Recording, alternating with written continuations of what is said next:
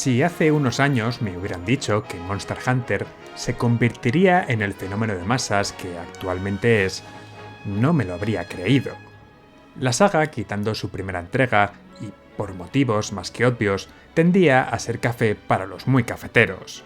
Si te adentras en cualquiera de los títulos que salieron tanto en PlayStation 2 como en Wii y las consolas portátiles de ambas compañías, te encontrarás con juegos que apenas van a explicar parte de los pormenores de los sistemas de debilidades de los monstruos, muchas de las mecánicas propias de cada arma y con un aprendizaje en el que el jugador se enfrenta a los problemas y los resuelve a base de prueba y error.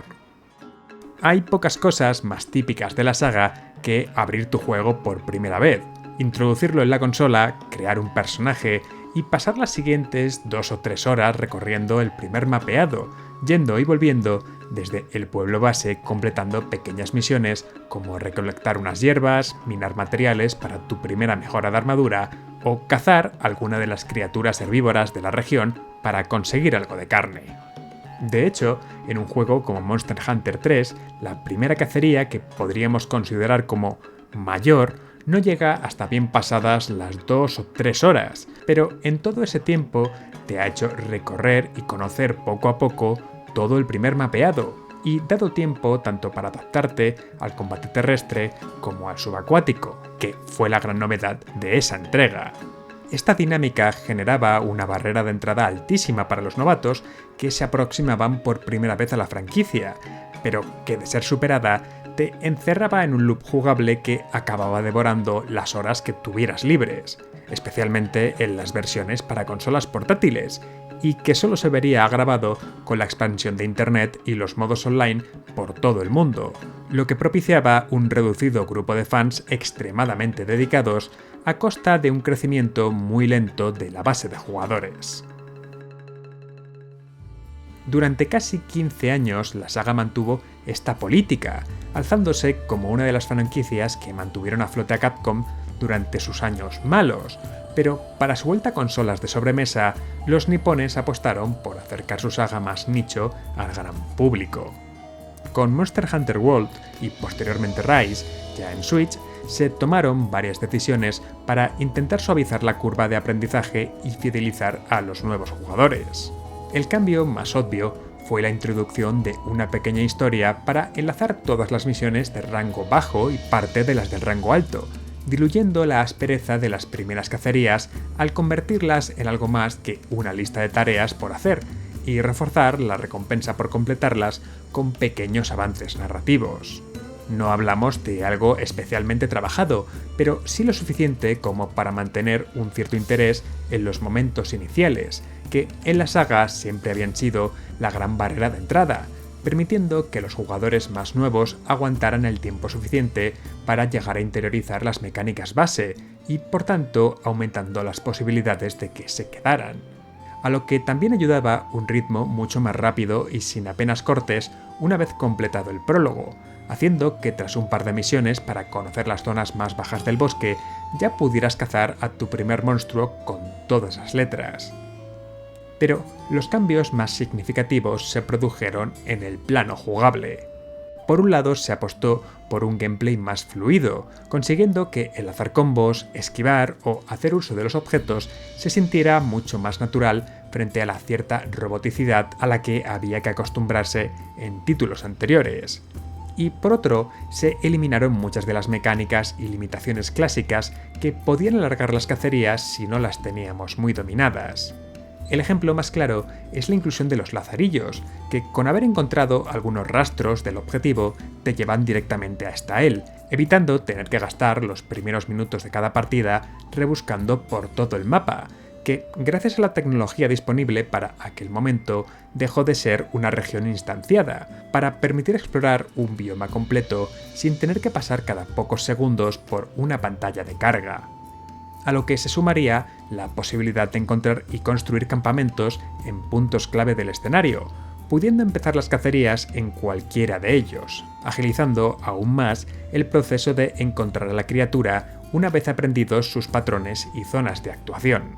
consiguiendo así evitar tener que recurrir a las bolas de pintura que tradicionalmente habían sido clave para poder rastrear a los monstruos por todo el mapeado, potenciando en el proceso una característica ya presente desde los inicios de la franquicia. La relación entre criaturas y entorno siempre había estado presente, pero normalmente limitada a cuestiones que solo las personas más interesadas en el tema podían ver, como la localización de los herbívoros, siempre en lugares tranquilos con varias salidas posibles, y los carnívoros en secciones más cerradas o que ofrecían posibilidades para emboscar. World apostó por transformar sus mapeados en auténticos ecosistemas en los que los monstruos tienen lugares específicos en las cadenas tróficas, territorios en los que sus peculiaridades brillan y les ofrecen ventajas, además de comportamientos propios y relaciones entre ellos. Un cambio que transformaba al cazador en algo más que una mera máquina de matar, pasando a ser una pieza clave en el mantenimiento del equilibrio ecológico y a sus presas en un venerado recurso del que se aprovechaba todo.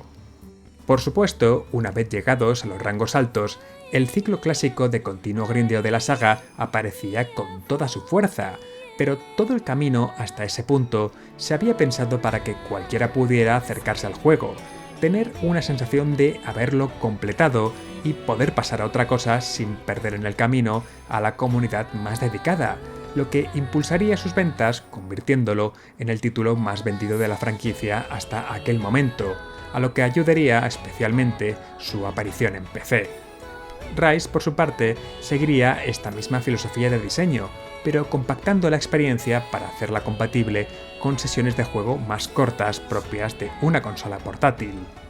Así, los mapeados se redujeron en tamaño y complejidad, a cambio de una mayor densidad de secretos opcionales, lo que, junto a una movilidad ampliamente mejorada gracias a la inclusión de las monturas, permitía olvidarse de la necesidad de emplear tiempo rastreando a una presa, creando un título mucho más compacto, pero extremadamente funcional, e incluso más interesante como una primera aproximación a Monster Hunter que World. Pero no ha sido hasta la aparición de Wilds que he empezado a sentir que la saga está tomando un camino que parece alejarla de sus señas de identidad. Esta última entrega ha magnificado todo lo que hizo del World un mega éxito, y viendo las cifras que ha cosechado en sus primeras semanas, es obvio que les ha salido bien, pero en su desmedida ambición por asentarse como una de las grandes franquicias del mundo del videojuego, ha empezado a entrar en un terreno ignoto, tanto para la comunidad como para la propia IP. Para Wilds, Capcom ha apostado por crear una experiencia más cinematográfica, al estilo de las grandes superproducciones de la industria, haciendo de la historia un hilo conductor omnipresente durante buena parte del juego, ocupando algo así como el 80% de las presentaciones de las nuevas criaturas. Y es un problemón, porque aunque tiene momentos que funcionan genuinamente bien, como la primera cacería, y el cómo se aprovecha para enlazar los cambios radicales en el clima de cada región con ciertas criaturas, está llena de sinsentidos que arrasan por completo la suspensión de la credulidad, ralentiza el ritmo excesivamente con conversaciones y escenas totalmente intrascendentes, y tiene un personaje capaz de conseguir que la Ashley de Resident Evil 4 parezca una compañía razonable a su lado. Tal vez sea porque soy europeo, pero eso de que dos regiones no tengan contacto en 1000 años y todo el mundo hable el mismo idioma, viniendo de un continente en el que en menos de 400 de una única lengua nacieron 7, me parece cuanto poco risible.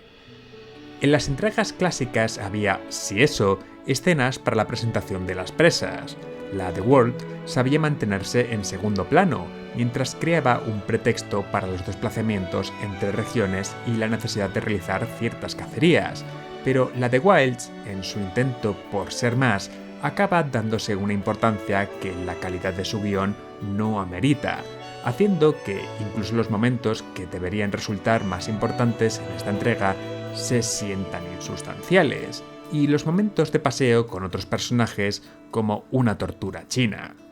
Por otro lado, han decidido simplificar aún más la navegación por los escenarios y persecuciones, hasta el punto de reducirlas a seleccionar una criatura en el mapa o una localización y dejar que la montura nos lleve hasta ella sin necesidad de hacer nada más. Este cambio, además, implica que los momentos de decisión que aparecían en ciertos escenarios sean eliminados completamente.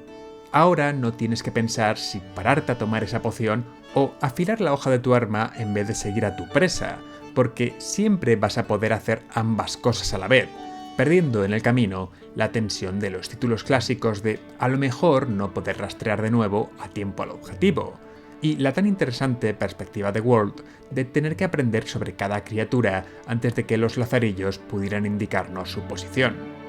convirtiendo el juego en una sucesión de enfrentamientos mucho más directa una vez acabada la campaña, pero que en el transcurso de las misiones cubiertas por la historia principal hacen que conocer los mapeados y sus atajos sea innecesario, de forma que en el largo plazo se diluyen las diferencias a la hora de recorrer cada mapeado entre jugadores experimentados y aquellos que acaban de llegar, y, de paso, hace que la mecánica de los campamentos sea completamente inútil al no ofrecer casi ninguna ventaja real. A falta de ver posibles actualizaciones y expansiones del estilo de Iceborne o Sunbreak que amplíen tanto las localizaciones disponibles como el roster de criaturas, este título se siente como un intento de hacer aún más atractiva la premisa de la franquicia al público que no se atreviera a acercarse con World y Rise, pero a costa de testear los límites de su propia fórmula. Todo esto no hace de Wilds un mal juego, o siquiera una entrega mediocre, pero sí que lo coloca en una posición en la que, dependiendo de las futuras decisiones de Capcom, la franquicia puede acabar derivando hacia algo diferente a lo que hacía y aún hace de Monster Hunter algo especial.